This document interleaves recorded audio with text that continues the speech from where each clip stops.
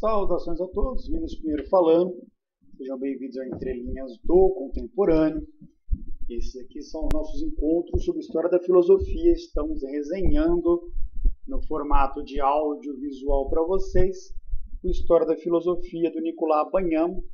São 12 volumes, tá, pessoal? Esse aqui é só o primeiro, então senta que lá vem muito vídeo aí para vocês com vários nossos encontros.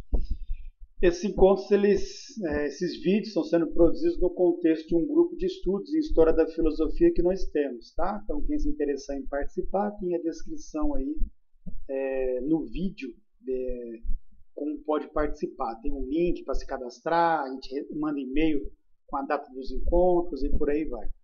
No nosso encontro de hoje, a gente vai discutir o parágrafo 55, chama-se Fase Crítica do Platonismo, Parmênides e Euteteto. É um dos capítulos mais difíceis que reversa sobre Platão, porque vai abordar o outro grande pensador da antiguidade que influenciou enormemente o pensamento de Platão. A gente sabe que Platão ele foi um discípulo de Sócrates, mas ele também foi discípulo de um outro pensador, Parmênides. E Parmênides configurou profundamente o pensamento de Platão e, portanto, aqueles que são legatários de Platão hoje, de certa forma, também são grandes legatários de Parmênides igualmente. Esse capítulo ele versa a respeito da tese sobre a ideia.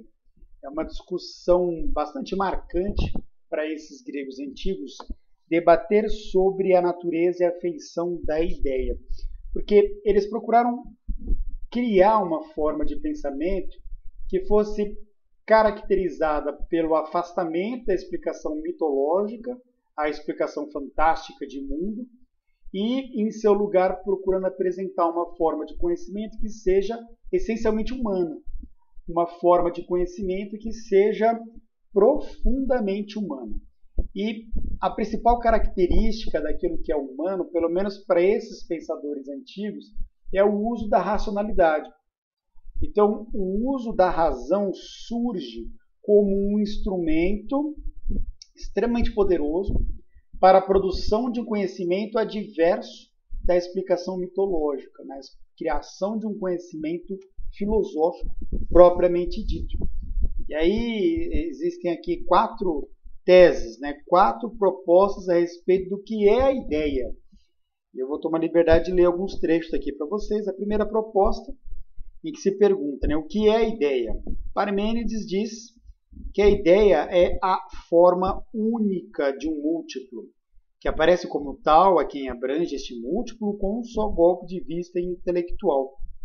E é esta definição que melhor se presta para exprimir a noção da ideia, tal como é utilizada em toda a obra de Platão. Então, o que é importante aqui?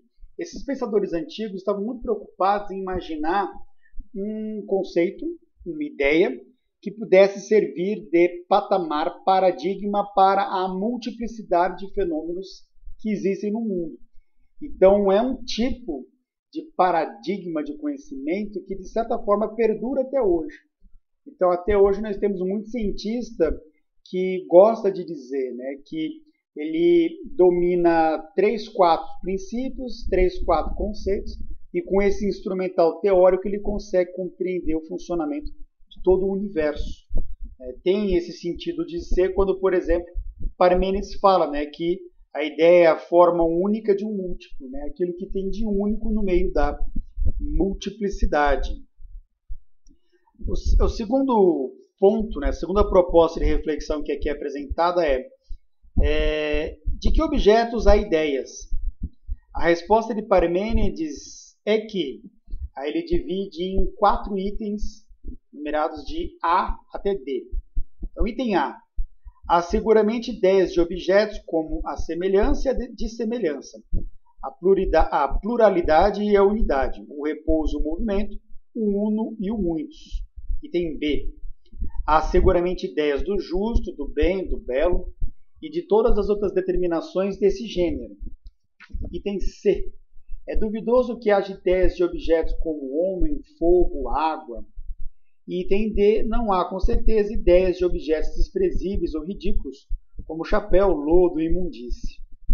Estas respostas encontram plena confirmação na obra de Platão, que haja ideias de objetos da espécie A, ou seja, de objetos matemáticos. É a doutrina platônica fundamental.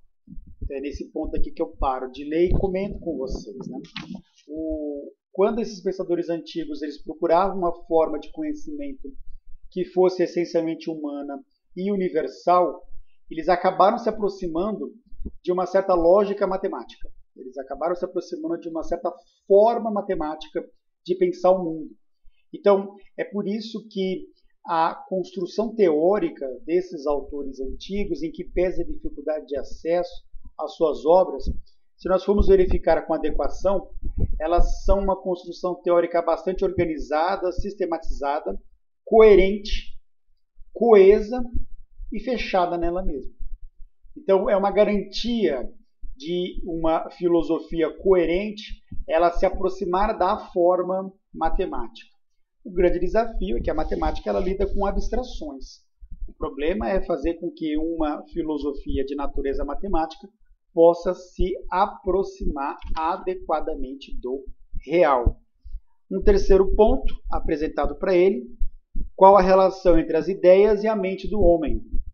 E ele divide em 2 itens. Primeiro item, as ideias não existem somente como pensamentos nas mentes dos homens. Um efeito, nesse caso, seriam pensamentos de nada. E 2, as ideias não existem fora de qualquer relação com o homem. Um efeito seriam, nesse caso, incognoscíveis para o homem, objeto de uma ciência em si, que nada teria a ver com a do homem e só poderia pertencer à divindade. É interessante reparar que fica bem marcante um certo e, na verdade, um profundo antropocentrismo desses filósofos. Eles compreendem que as ideias elas devem existir em relação à humanidade. As ideias devem existir em função daqueles que possam pensá-las, em razão daqueles que possam concebê-las, o homem. Então perceba que é um tipo de paradigma teórico que procura colocar o homem como centro do universo. E esse tipo de paradigma acaba perdurando, acaba insistindo e existindo até hoje. E o último ponto que ele apresenta, quais são as relações das ideias entre si e das ideias com os objetos de que constituem a unidade. Este é um problema fundamental, discutido no resto do diálogo, que é o Teeteto, como o problema das relações entre o uno e os muitos. O uno é a ideia, os muitos são os objetos de que a ideia é a unidade. No que respeita a esta relação, a dificuldade consiste em compreender como poderão muitos objetos participar da ideia ou encontrar-se esta difundida neles, sem que resulte com isso multiplicada e, portanto, destruída na sua unidade. Então aqui é muito interessante que, de novo, eles procuram reforçar uma proposta de compreensão, uma proposta de entendimento, tanto da própria humanidade quanto do próprio mundo, calcada na proposta, calcada na ideia de um pensamento que consiga, com poucas categorias, na verdade, com uma só, que seria a ideia, poder compreender o funcionamento de todo o universo. Tem mais polêmicas trazidas aqui no capítulo, mas vou deixar aí para a curiosidade de vocês.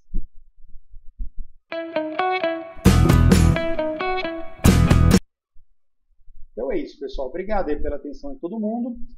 A proposta desses vídeos é apenas despertar a curiosidade de todos. É um convite para fazer parte do nosso grupo de estudos de filosofia. Quem se interessar, está aí a descrição do vídeo apresentando um link para poder se cadastrar e receber as nossas mensagens. Obrigado pela atenção e até a próxima.